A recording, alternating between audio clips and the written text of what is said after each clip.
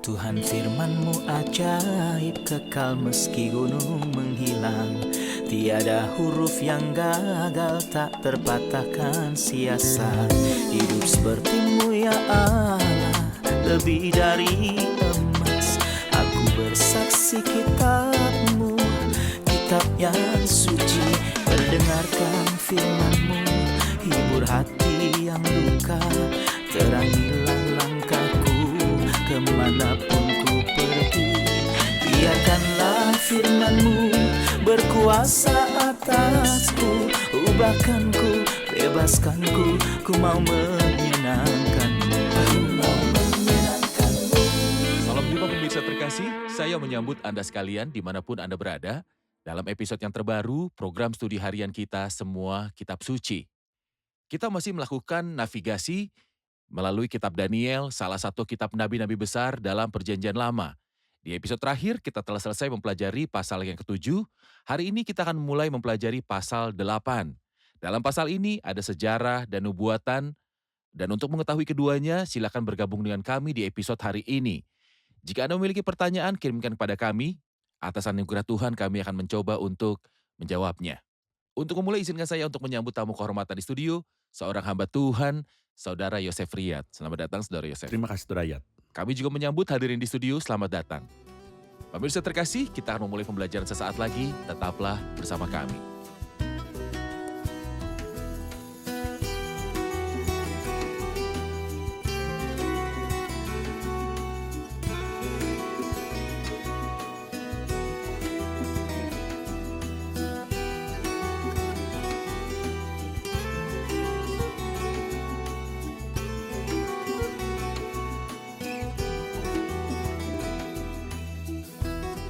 Berjumpa lagi, Saudara Yosef. Terima kasih, Saudara Riyad. Kita telah mencapai pasal 8 dan saya ingin Anda memberi kami gambaran tentang isinya.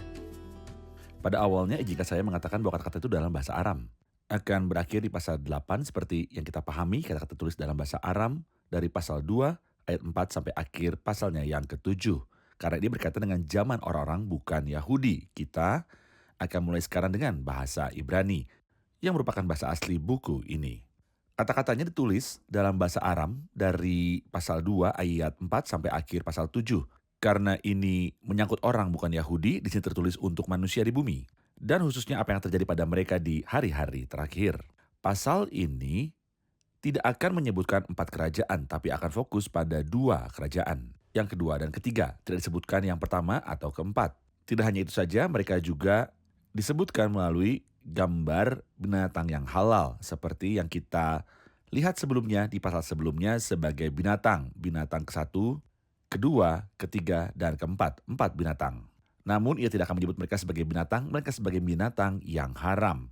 Yang pertama, seperti domba jantan, yang kedua seperti kambing betina. Mengapa demikian?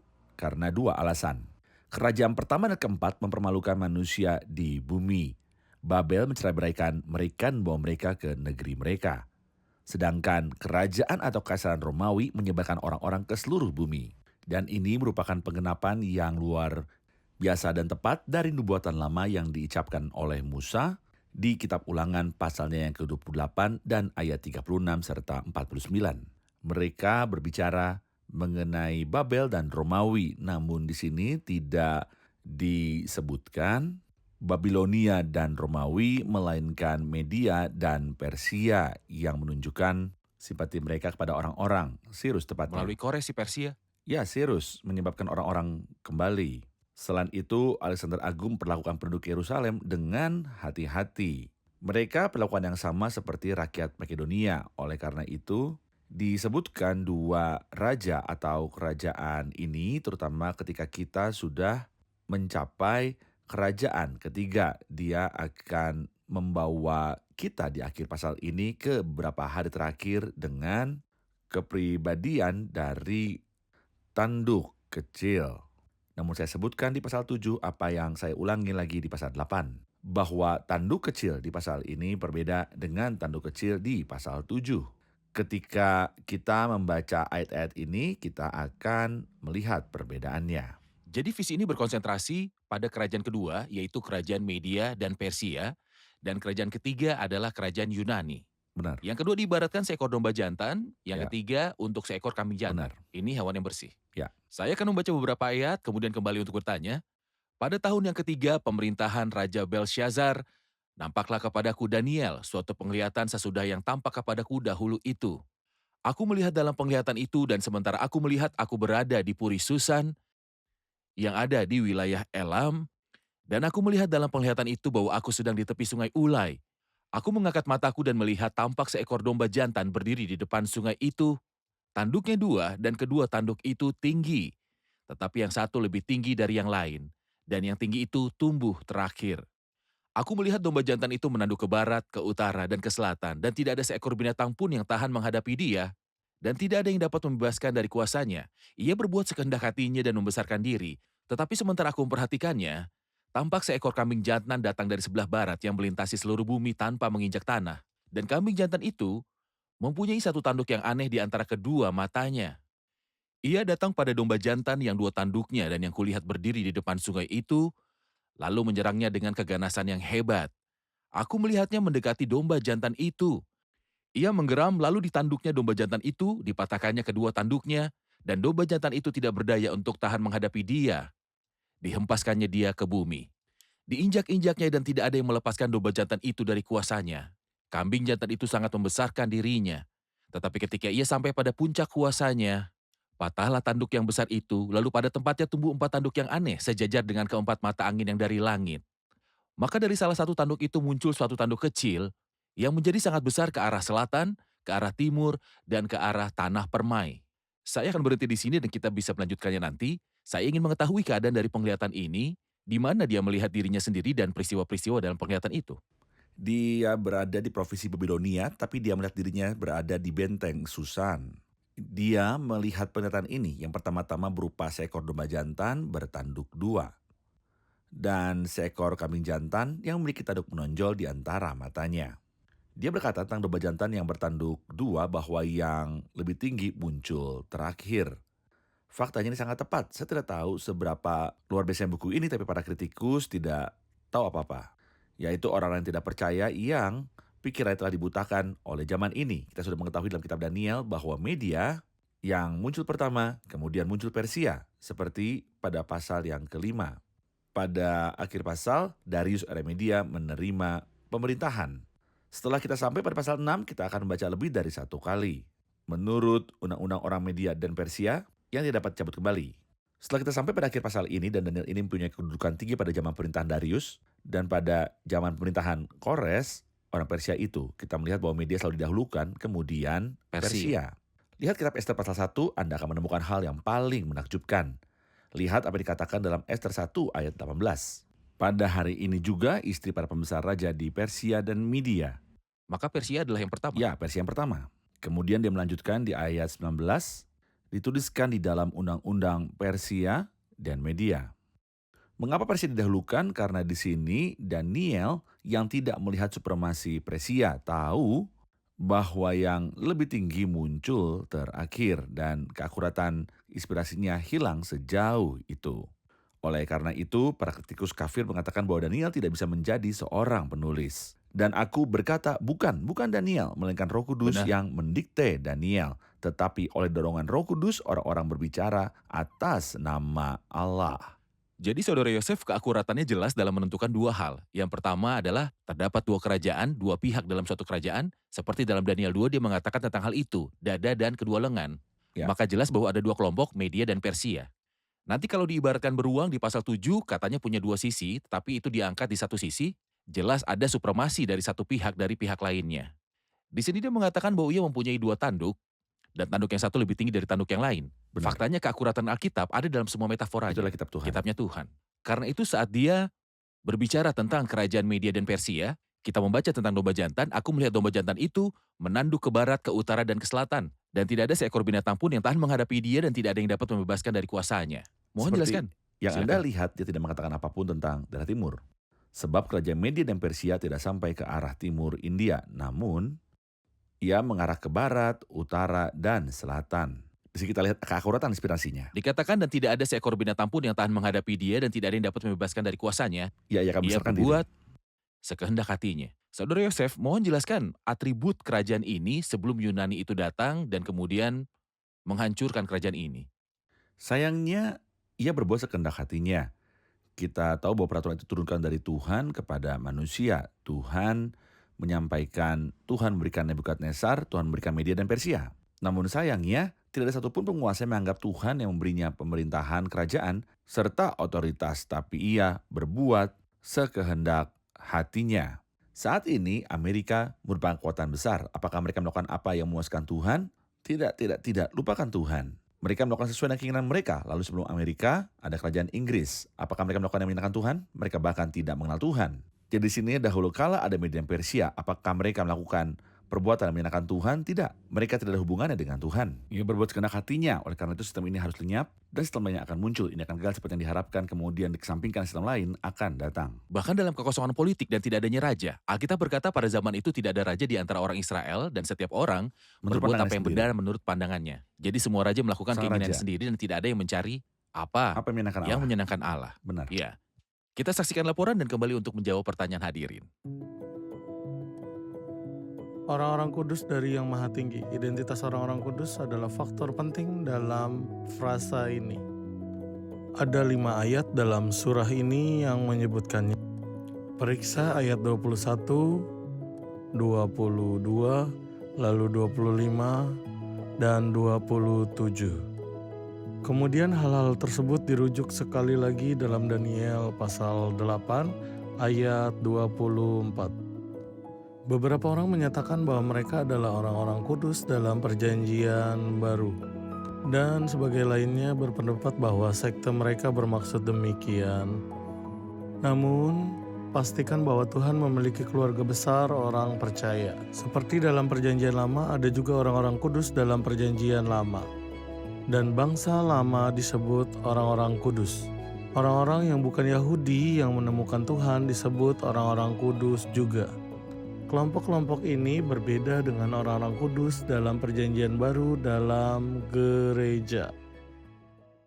Saya punya pertanyaan di sini di ayat 5, tetapi sementara aku memperhatikannya tampak seorang kambing jantan datang dari sebelah barat yang melintasi seluruh bumi tanpa menginjak tanah. Apa yang dimaksud dengan seekor kambing dan dimaksud dengan sebelah barat dan kalimat tanpa menginjak tanah? Silakan Saudara Yosef. Faktanya ini merupakan salah satu hal luar biasa dari nubuatan ini. Tetapi sementara aku memperhatikannya, tanpa seekor kambing jantan datang. Ngomong-ngomong, domba jantan adalah simbol dari kekaisaran Media dan Persia, dan itu dipasang pada bendera yang memimpin pasukan mereka. Sedangkan kambing jantan adalah simbol dari kekaisaran Makedonia. Itu tertulis di mata uang mereka, dan Laut Aegea atau Aegopos berarti kambing, dan kata Aegopos berarti kambing. Jadi keakuratan inspirasinya sungguh amat sangat luar biasa. Bahkan Daniel tidak melihatnya, itu adalah sebuah ramalan. Tidak, Daniel tidak bisa melihatnya karena dia tidak mengetahuinya. Inilah kata-kata kenabian yang dia tulis karena hanya ditekan padanya oleh Roh Allah. Alkitab berkata, aku melihat domba jantan itu menanduk ke barat. Di sini kita menemukan untuk pertama kalinya supremasi barat meliputi timur. Maka timur akan berkuasa lagi setelah ayat ini dalam supremasi dunia. Jadi dimulai dari Yunani, kekuasaannya akan berpindah ke Romawi. Kemudian di masa depan kerajaan Romawi akan bangkit kembali. Hal ini digenapi dalam nubuatan Nuh. Ketika dia bernubuat tentang anak-anaknya. Dalam kitab Kejadian pasal yang ke-9, Allah meluaskan kiranya tempat kediaman Yafet dan taklah ia tinggal dalam kemah-kemah Sem. Sebelumnya supremasi di tangan orang Mesir, keturunan Ham. Lalu ke Babilonia dan Asyur, keturunan Sem. Namun mulai dari saat itu Allah meluaskan kiranya tempat kediaman Yafet. Dan hendaklah ia tinggal dalam kemah-kemah Sem. Itu terjadi melalui seorang pemuda yang meninggal pada usia awal 30-an. Namun dia muncul sebagai bintang ketika dia masih muda. Dia juga seorang yang berbakat dan seorang pria terhormat. Alexander yang agung.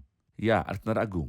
Dan dia disebutkan di sini sebagai kambing jantan, dan kambing jantan itu punya satu tanduk yang aneh di antara kedua matanya. Tanpa menginjak tanah berarti sangat cepat. Alexander yang Agung merupakan salah satu pemimpin agung yang bergerak dengan sangat cepat dengan tentaranya. Maka di sini dikatakan tanpa menginjak tanah. Ia datang pada domba jantan yang dua tanduknya yang adalah Media dan Persia. Lalu menyerangnya dengan keganasan yang hebat. Kalimat lalu menyerangnya dengan keganasan yang hebat memberitahu kita bahwa ada pembalasan dendam. antara Yunani dan Media dan Persia.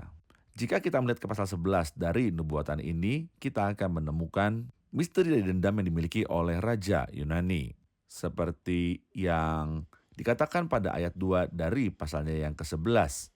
Oleh sebab itu aku akan beritahu kepadamu, hal yang benar sungguh 3 raja lagi akan muncul di negeri Persia. Dan yang keempat akan mendapat kekayaan yang lebih besar dari mereka semua. Dan apabila ia telah menjadi kuat oleh karena kekayaannya, ia akan berusaha sekuat-kuatnya untuk melawan kerajaan Yunani. Di sini Raja Media dan Persia mengalahkan Yunani. Jadi mereka menyimpannya untuk mereka. Lalu ketika Alexander Agung sampai di sana, itulah balas dendam dan bukan sekedar invasi Benar. untuk memerintah bumi. Tapi dia ingin membuktikan kuasaannya, maka aku melihat yang mendekati domba jantan itu. Ia menggeram, lalu tanduknya domba jantan itu dipatahkannya kedua tanduknya, dan domba jantan itu tidak berdaya untuk tahan menghadapi dia. Dibaskannya dia ke bumi, diinjak-injaknya, dan tidak ada yang melepaskan domba jantan itu dari kuasanya. Benar. Tetapi ayat 8 berkata kambing jantan itu sangat membesarkan dirinya, tetapi ketika ia sampai pada puncak kuasanya, patahlah tanduk yang besar itu. Lalu pada tempatnya tumbuh 4 tanduk yang aneh, sejajar dengan keempat mata angin yang dari langit. Meskipun supremasi dari Alexander yang Agung dan kekaisaran Yunani ada, rincian yang disebutkan di sini. Kapankah ini terjadi? Ya, kambing jantan itu sangat membesarkan dirinya. Tetapi ketika ia sampai pada puncak kuasanya, patahlah tanduk yang besar itu. Tidak disebutkan kambing yang patah, karena kambing itu tetap ada setelah jatuhnya Alexander Agung Ya, dan kematiannya. Tidak ada yang mengalahkan Alexander Agung, tapi dia dikalahkan. Siapa yang menghancurkannya? Tuhan. Mengapa dia dendam? Ketika dia berada di Babel dan meninggal, maka dikatakan, tetapi ketika ia sampai pada puncak kuasanya, patahlah tanduk yang besar itu. Karena dia meninggal ketika masih muda, dia tidak mempunyai satupun anak untuk mewaris tahta. Maka kerajaan itu terbagi atas 4 pemimpinnya. Alexander merebut Yunani, Lysimachus merebut Asia Kecil, yaitu Turki sekarang. Kemudian Seleucus merebut Suriah. Dan Ptolemeus merebut Mesir. Suriah diperintah Raja Utara, dan Mesir Syria Raja Utara Raja dan Selatan. Mesir Raja Selatan. Dan sebenarnya tidak akan menyebut Yunani atau Asia Kecil. Ini bukanlah urusannya karena dia prihatin terhadap manusia di bumi. Lantas siapa yang melakukan campur tangan terhadap kerajaan Israel yang ada di antara keduanya? Suriah dan Mesir, Suriah dan Mesir. Raja Utara dan Selatan. Raja Utara dan Raja Selatan, mereka saling bertarung. Dan pasti harus melewati Israel untuk Oke. melawan juga. Jadi fokusnya di sini adalah kepada Raja Utara dan Raja Selatan seperti yang kita bisa lihat di pasal ini. Kemudian kita mencapai pasal 11 itu memberi kita informasi yang lebih akurat yang terpenuhi secara historis. Saya suka apa yang Anda katakan di bagian pendahuluan bahwa sejarah itu tepat. Dan saya berkata seberapa banyak ketepatannya sejarah di dalam Alkitab, begitu juga dengan nubuatan. Saudara Yosef, apa yang kita katakan sekarang bahkan tidak diketahui oleh para profesor sejarah. Dan para Benar. politisi serta pengambil keputusan di negara-negara besar juga tidak mengetahuinya. Benar. Mereka tidak tahu apa yang terjadi dalam sejarah dan apa yang menggerakkan kebijakan negara-negara itu. Namun firman Tuhan jelas, firman nubuatan. Orang-orang sungguh bodoh ketika mereka menjauhi Alkitab. Benar. Namun barang siapa yang mau memeriksa Alkitab akan menyaksikan Tuhan dan tangannya yang menggerakkan segala urusan. Benar. Kita akan menerima pertanyaan dari hadirin. Ayat 9 berkata, maka dari salah satu tanduk itu muncul suatu tanduk kecil yang menjadi sangat besar ke arah selatan, ke arah timur, dan ke arah tanah permai. Siapakah tanduk kecil itu dan apakah negeri yang menyenangkan itu? Silakan Saudara Yosef. Kita melihat dalam ayat 8 bahwa tanduk yang terlihat jelas telah patah. Kemudian 4 pemimpin dari Alexander Agung menggantikannya. Kita tahu bahwa mereka merebut Yunani, Turki, Suriah, dan Mesir. Dari salah satu Seljuk, siapa Raja Utara yang muncul tanduk kecil? Dia adalah pemimpin yang gila dan namanya adalah Antiochus Epiphanes. Kata Epiphanes berarti tercerahkan atau terang. Dia dahulu menyandang gelar Antiochus. Namun orang-orang pada masanya memanggil dia Epiphanes yang artinya orang gila karena dia benar-benar pria yang tidak seimbang. Dia menderita paranoia. Jadi tanduk kecil itu tumbuh sangat besar ke arah selatan yaitu Mesir dan ke arah timur yaitu Irak dan menuju negeri yang menyenangkan. Itulah tanah Kanaan atau Palestina atau Israel. Dia tumbuh sangat besar ke arah itu. Cek sejarah dan tanyakan berapa banyak perang yang terjadi antara Suriah dan Mesir, antara Seljuk dan Ptolemeus. Periksa sejarahnya dan Anda akan tahu bahwa ada banyak perang. Pasal yang ke-11 dari nubuatan besar ini akan menyebutkan hal ini secara rinci dan tepat.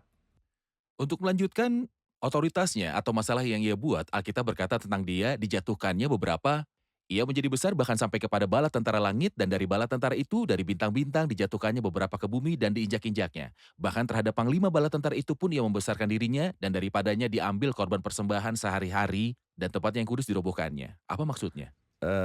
Baiklah jika saya menambahkan masalah penting tanduk kecil yang disebutkan di ayat 9, berbeda dengan si kecil yang kita baca di akhir pasal ini. Oke, Kita akan bicarakannya, tapi sekarang saya menjelaskan tentang Yang yang ada bersejarah. dalam ayat 9. Suatu tanduk kecil yang bersejarah itu adalah Antiochus Epiphanes. Apa yang dilakukan oleh pria ini? Dia membiarkan orang Yahudi merasakan kepahitan, tidak ada yang menyelamatkan mereka darinya kecuali Yehuda Makabe yang membuatnya pergolakan terhadapnya dan mengusir Seljuk. Karena dia melakukan hal yang seharusnya tidak dilakukan, dia membawa seekor babi dan mempersembahkannya di mezbah Tuhan dan meletakkan kaldu babi pada semua yang ada di bait Allah, sebab dia tahu bahwa orang Yahudi membenci babi. Mereka tidak bisa mentolerirnya, lalu dia memutuskan untuk menempatkan babi itu di setiap tempat ibadah mereka. Maka ia menjadi besar. Bahkan sampai kepada bala tentara langit, dia mempermalukan orang-orang Yahudi yang dianggap penting. Dan tidak hanya itu, tapi bahkan pangeran tuan rumah dan pangeran tuan rumah adalah Tuhan. Ia bahkan berani meninggikan diri Ia dan berani. melanggar batas Tuhan sendiri. Ketika korban bakaran biasa dibatalkan, sebenarnya dialah yang membatalkannya. Tidak ada lagi yang namanya persembahan biasa. Tidak hanya itu, dia juga menajiskan bait Allah. Dia melakukan sesuatu yang disebut kekejian yang membinasakan. Kita akan baca di pasal ini dan 3 kali tempat lain dan kita akan melihat apa yang dimaksud dengan kekejian yang membinasakan. Kata kekejian berarti penyembahan kafir. Saat Anda mempersembahkan seekor babi di mezbah Tuhan, tidak ada hal yang lebih keji bagi orang Yahudi selain ini. kekejian mempunyai kedudukan bersejarah pada zaman itu, namun juga mempunyai suatu arti nubuatan yang spesifik, Di masa dan ini depan. akan terjadi setelah pengangkatan gereja. Benar. Saudara Yosef ketika persembahan rutin dibatalkan dan tempat kudusnya dibongkar, dikatakan di ayat 12, suatu kebaktian diadakan secara fasik menggantikan korban sehari-hari. Kebenaran dihempaskannya ke bumi dan apa yang dibuatnya semuanya berhasil. Kemudian kudengar seorang kudus berbicara dan seorang kudus lain berkata kepada yang berbicara itu, sampai berapa lama berlaku penglihatan ini, yakni korban sehari-hari dan kefasikan yang membinasakan, tempat kudus yang diserahkan dan bala tentara yang diinjak-injak. Maka ia menjawab, sampai lewat 2300 petang dan pagi, lalu tempat kudus itu akan dipulihkan dalam keadaan yang wajar. Mohon jelaskan bagian ini, khususnya jangka waktu yang dia maksud. Iya, ada ajaran sesat dalam agama Kristen yang disebut Advent hari ke-7. Mereka bicarakan ayat ini dengan cara yang sangat aneh. Mereka bilang 1 hari berarti 1 tahun. Dan untuk 2300 pagi dan malam, mereka membuatnya 2300 tahun. Mereka mengatakan bahwa periode ini akan berakhir pada tahun 1830 dan pada saat itu pekerjaan penebusan belum selesai dan Kristus masuk ke tempat suci pada tahun itu sehingga tempat suci itu dipulihkan. Tentu saja ini adalah ajaran yang tidak memiliki Dan dasar tidak ada dan akarnya dalam akarnya Alkitab. dalam Alkitab. Ajaran yang bertentangan dengan Alkitab firman Tuhan yang menyebut kalimat terakhir dan cobaan Kristus kayu salib sudah selesai. Lalu apa yang dimaksud ayat artinya? Bahwa Antiochus Epiphanes membatalkan pengorbanan tersebut dari korban persembahan setelah menajiskan tempat suci seperti yang telah saya sebutkan sebelumnya. Maka datanglah Yehuda Makabe dan mengusir Antiochus Epiphanes. Kapan dia melakukan itu? Setelah 2300 pagi dan malam. Dan bukan tahun. Tapi apa arti pagi dan malam? Benar. 2300 hari artinya tepat 6 tahun 4 bulan dan beberapa hari. Inilah yang baru saja terjadi di dalam sejarah ketika Antiochus Epiphanes menajiskan tempat suci Tuhan. Kemudian Yehuda Makabe datang dan mengusirnya. Sekitar 6,5 tahun telah berlalu. Tentu saja kejadian pada bagian ini berada dalam periode waktu yang menyertai era Makabe, atau Benar. yang disebut masa diamnya Wahyu, dan Masa antara diamnya Wahyu, perjanjian betul. baru sebelum kedatangan Kristus. Di dalam masa pemerintahan Kekaisaran ketiga, yaitu Kekaisaran Yunani. Terima kasih Saudara Yosef untuk penjelasannya. Kita akan atas anugerah Tuhan memulai episode berikutnya dan memberi lebih banyak detail dan interpretasi pada mimpi ini. Oke. Mari rangkum episode ini bersama hadirin.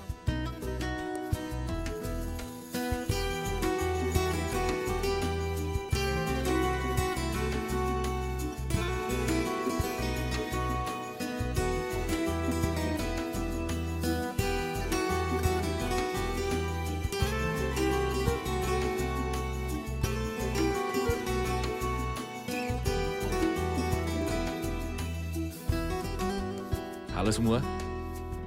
Kita mengetahui dari saudara Yosef bahwa bahasa penulisan buku ini telah berubah ke bahasa Ibrani mulai dari pasal 8. Itu ditulis dalam bahasa Ibrani. Bahasa Aram berasal dari pasal 2 ayat 4 sampai kepada pasal yang ke-7.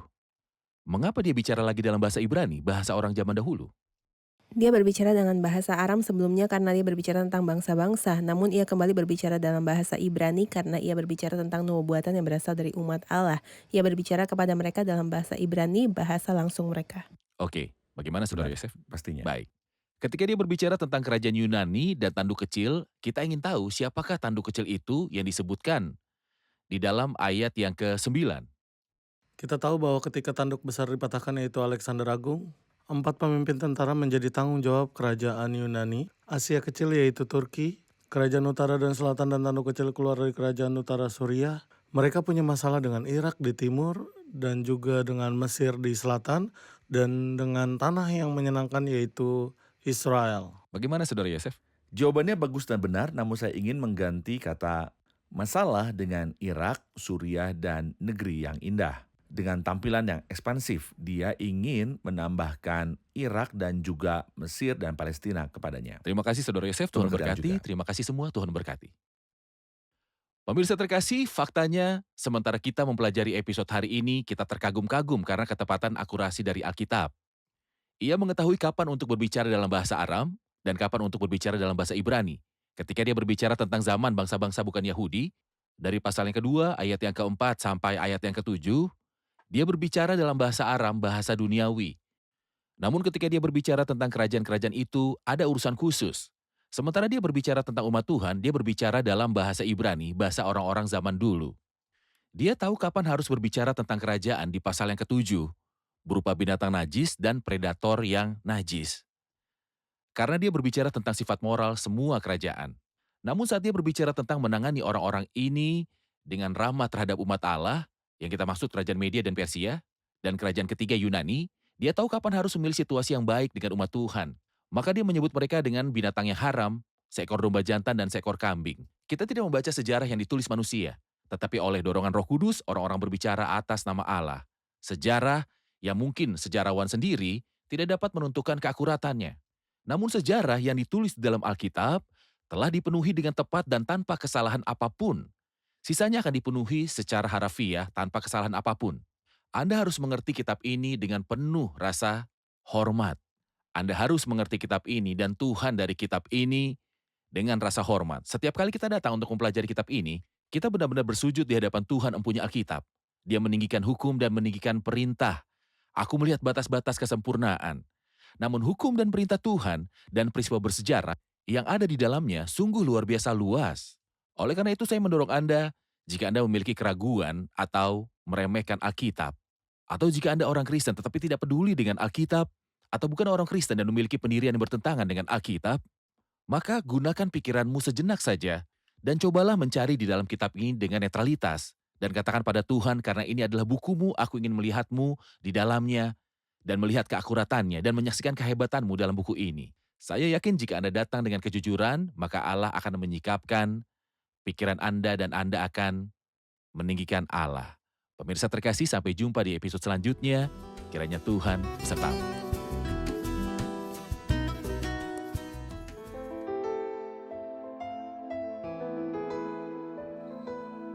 Tuhan firman-Mu ajaib, kekal meski gunung menghilang.